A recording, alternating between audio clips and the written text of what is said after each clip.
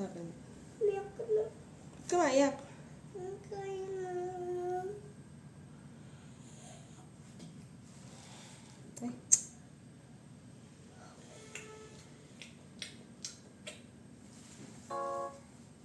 Ito. Hello guys! For today's video is a get ready to pack with me. Okay, so may nag-request sa akin YouTube channel na gusto niyang matuto kung paano magbenta sa Shopee. So, ngayon, ang ipapakita ko sa inyo ay kung paano i-pack yung isang orders ng aking buyer. So, but before that, magagawa muna ako ng coffee.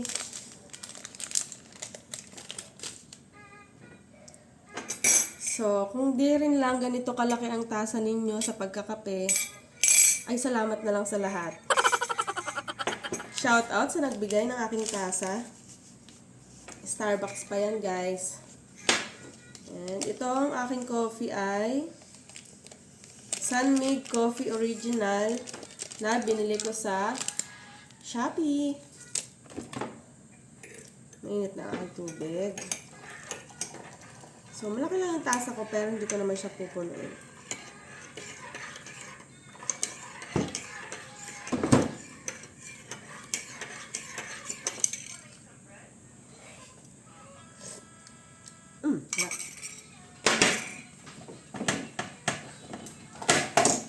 Okay guys, let's start. So, paggising ko kaninang umaga, nakita ko na meron akong pa-order sa Shopee. So, ipapakita ko sa inyo yung isang order. So, ito, meron akong combo set. So, ito yung order, okay? So, dahil pagkain ng ating pa-order ngayon, ay kailangan natin itong ilagay sa box. So, ito yung box. Yan, kinat ko na to. Yan, dapat matigas yung pagka-box as much as possible para hindi madudurog yung pagkain. Lalo na nga ito ay mga crackers. So, bukod sa box, syempre, babalutin natin yan ng 2 layers of bubble wrap. And then, kailangan natin syempre i-tape natin. At pagkatapos natin ma-tape, ay lalagyan din natin itong fragile tape na para maingatan talaga ang ating parcel. So, let's go!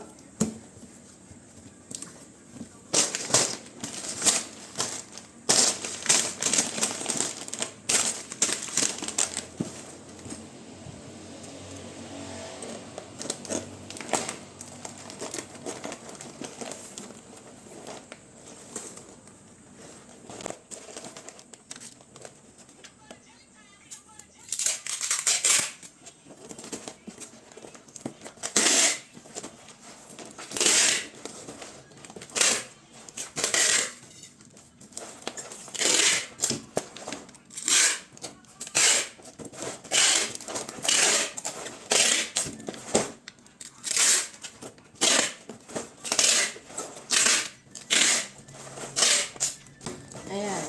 Super beautiful and super tight packaging. Super safe. And lalagyan pa natin itong bubble wrap.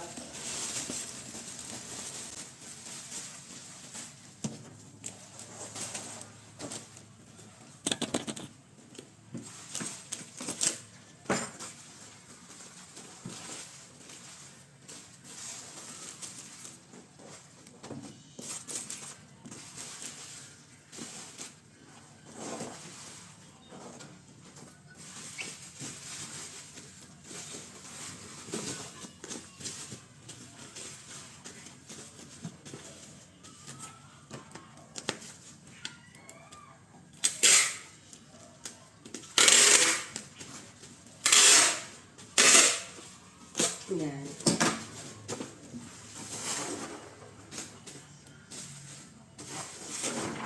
Dahil matagal ko na itong ginagawa, yan, medyo sanay na tayo. And na-enjoy na natin. So, sa umpisa, kapag bago ka pa lang, syempre mga paka pa, hindi mo pa alam kung paano. But it's okay. It's a process. Pag nagnegosyo ka, hindi ka agad yayaman. Kailangan mong maranasan yung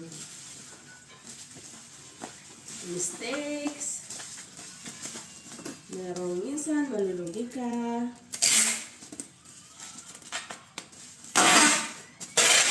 Kailangan ready ka mag-take ng risk para mapaunlad mo yung iyong business. And also, maraming video tutorial, kaya manood lang kayo ng manood hanggang maraming knowledge ang inyong matutunan.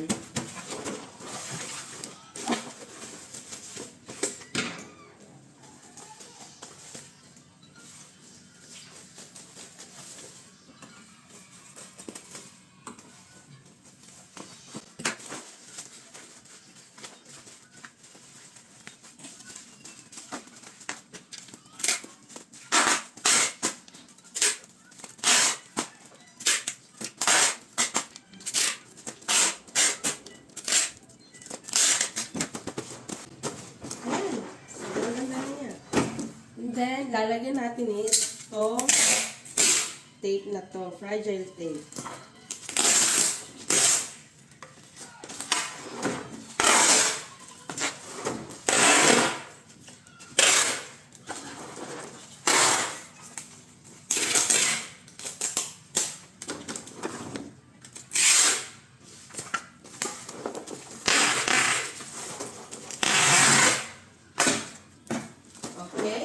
Ready na to. Nalagyan na lang natin to ng sticker na waybill.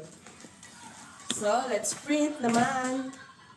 So, I have here my waybill printer. Ayan, nakabox pa siya. Ayan, okay. At ito naman yung thermal paper. So, saksak natin.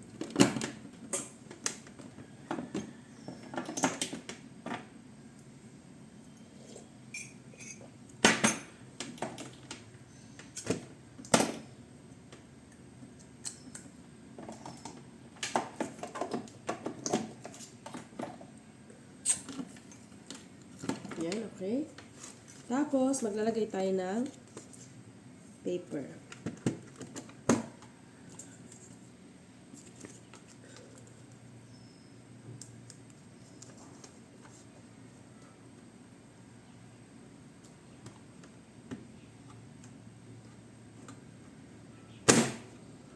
Okay. So, ngayon gagamitin ko yung cellphone ko, kaya hindi ko i-video na mag-print. I-open natin to. Ayan. Tapos, mag-print na tayo. So, punta lang tayo sa printer app. Ayan, i-open lang natin yan. I-click ko lang yung My Waybill. So, yan yung sinet up ko na paper size. Click natin yung A6. Dapat nga pala open yung inyong Bluetooth. Delete natin to. Click yung input, then yung image para mapunta ka sa gallery at mahanap mo yung ipiprint mo. So, eto na yung ipiprint natin. I-drag lang natin para ma-occupy yung space. Click lang natin yung not connected at i-connect natin sa Bluetooth printer. Yan, i-click natin. Success na yung connection, i-click natin yung OK at magpiprint na yan. Ating waybill na print. Tapos ito yung ating waybill. Tanggalin na lang natin yung nasa likod nito. Ayan. Napaka-easy. And then, ilalagay natin dito. Ayan. Ayan, tapos na. So, ito, dadaanan na lang ng rider ngayon dito sa bahay.